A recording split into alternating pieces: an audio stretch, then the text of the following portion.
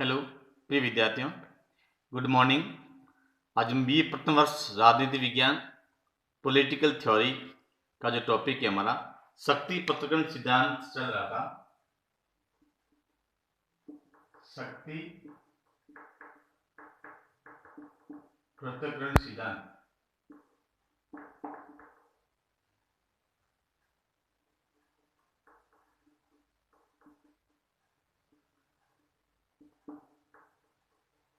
शक्ति पृथक्करण सिद्धांत है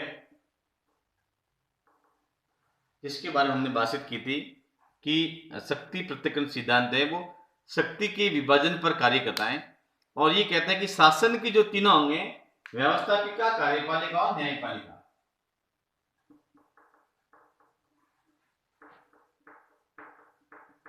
व्यवस्थापिका,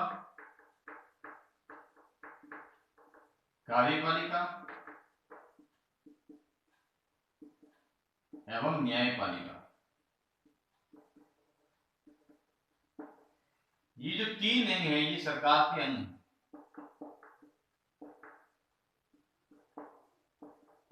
अब शक्ति पृथक्करण सिद्धांत कहता है कि सरकार के जो तीनों अंग हैं, व्यवस्थापिका, कार्यपालिका और न्यायपालिका, इन तीनों का स्वतंत्र अस्तित्व होना चाहिए। ये कहता है जैसे व्यवस्थापिका जो कार्य होता है ये होता है कानून का निर्माण करना, कानून का निर्माण करना या कानून बनाना। कार्यपालिका का काम होता है कानून को लागू करना और न्यायपालिका का काम होता है कानून की समीक्षा करना, यानी जो कानून बनाए वो विधि के अनुसार सही है या गलत है।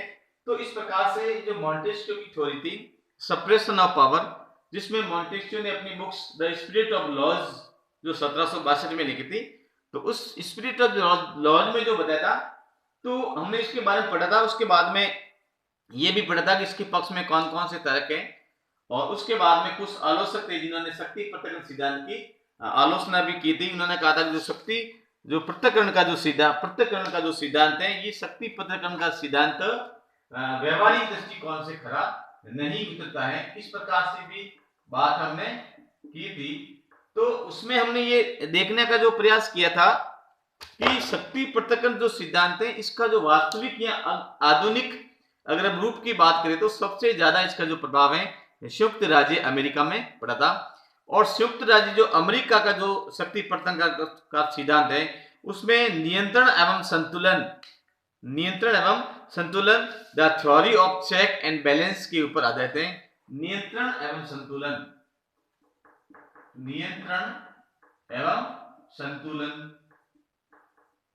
कई बार एग्जाम में प्रश्न आता है कि संयुक्त राज्य अमेरिका में शक्ति पृथक्करण का नियंत्रण एवं संतुलन के बारे में बताइए, या शक्ति पृथक्करण का नियंत्रण एवं संतुलन क्या है इसके बारे में बात कीजिए, बताइए। तो इस प्रकार हम देखते हैं कि जो अमेरिका की जो शासन व्यवस्था है, आप लोग थोड़ा सा ध्यान देंगे।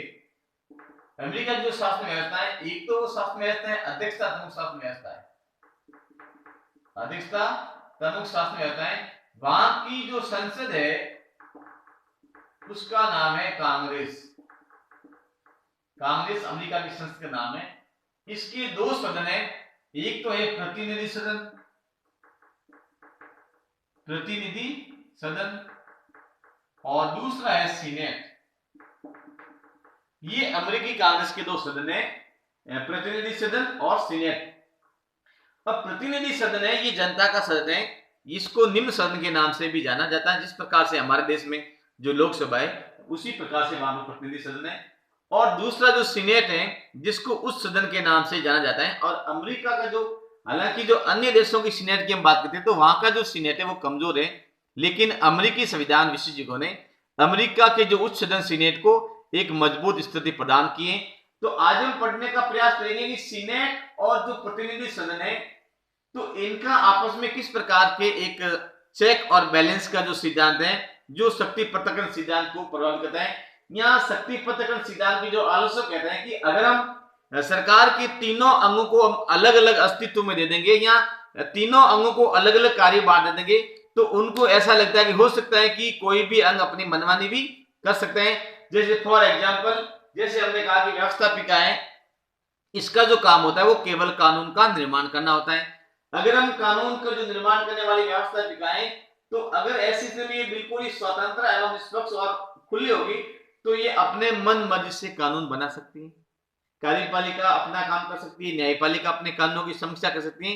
तो ऐसी स्थिति में एक एग्जाम्पल के तौर पर आपका चेक और बैलेंस का जो सिद्धांत है, शक्ति एवं संतुलन, नियंत्रण एवं संतुलन का जो सिद्धांत है, ये अमेरिकी पॉलिटिकल जो थ्योरी में आप लोग देखोगे तो आपको बहुत अच्छी तरीके से समझने का प्रयास करेगी कि इनको एक दूसरे के ऊपर इस प्रकार से इस पे ऊपर नियंत्रण रखा जाता है कि अगर कानून बनाने वाली बॉडी है वो अपने अधिकारों से बाहर जाती है, अपने अधिकारों का दुरुपयोग करती है, तो उसको कैसे नियंत्रण रखा जाता है और नियंत्रण रखने के बाद में शक्ति के जो अंग उसको कैसे संतुलित किया जा सकता है। तो इस टाइप के बारे में बात करेंगे। तो पहले हम अमेरिका की बात करते हैं कि अमेरिका की जो शासन व्यवस्था है, अगर हम उसमें व्यवस्थापिका के बारे में बात करेंगे तो हमें मालूम है कि वहां की जो प्रतिनिधि सदन है, जिसे हम व्यवस्थापिका के नाम से जाना जाता है, तो उनका जो काम होता है कानून को बनाना। अब वो कानून अगर अमेरिकी प्रतिनिधि सदन अपना कानून मन मर्जी से बनाते हैं या उसमें निरंकुशता का भाव पाया जाता है, तो ऐसी स्थिति में राष्ट्रपति के पास में क्या है, निश्चित अधिकार का पावर है। यहां पर जो नियंत्रण कौन करती है, राष्ट्रपति। विद्यार्थी ध्यान दें, अमेरिका के जो राष्ट्रपति हैं वहां की व्यवस्थापिका यानी कि प्रतिनिधि सदन है, प्रतिनिधि सदन के द्वारा जो कानून बनाया जाता है, अगर वो कानून अपनी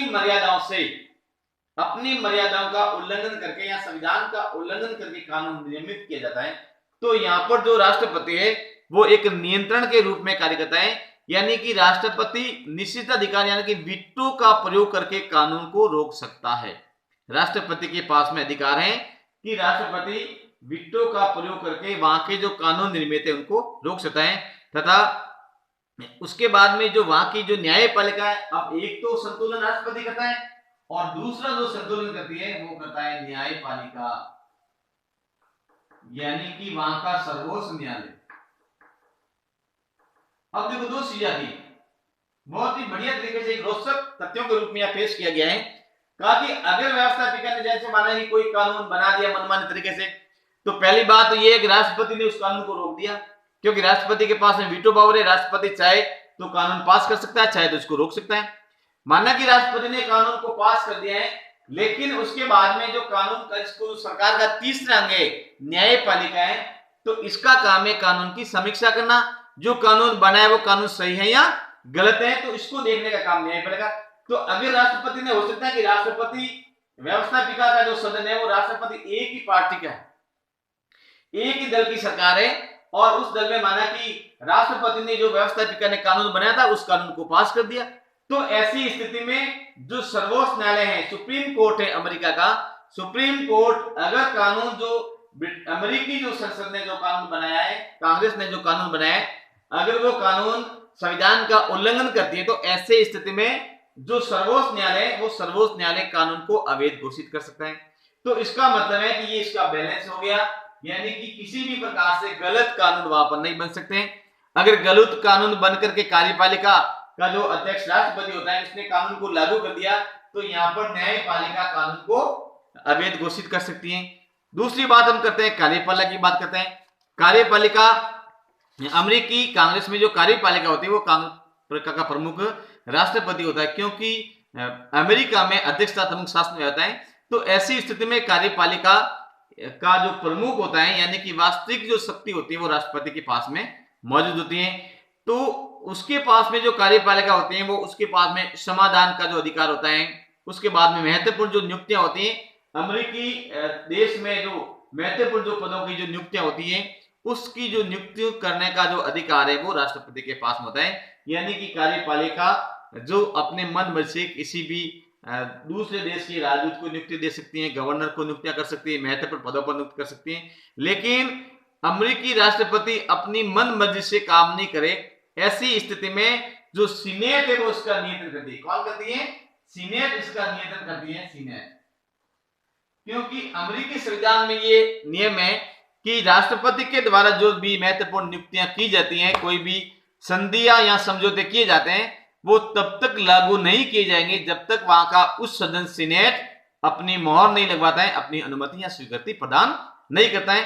तो ऐसी स्थिति में अमेरिका की जो कार्यपालिका है, कार्यपालिका की मनमानी को रोकने के लिए या उसको बैलेंस करने के लिए वहां का जो उस सदन सीनेट है वो उनकी शक्तियों को कम कर सकता है, उसको पावर को संतुलित कर सकता है।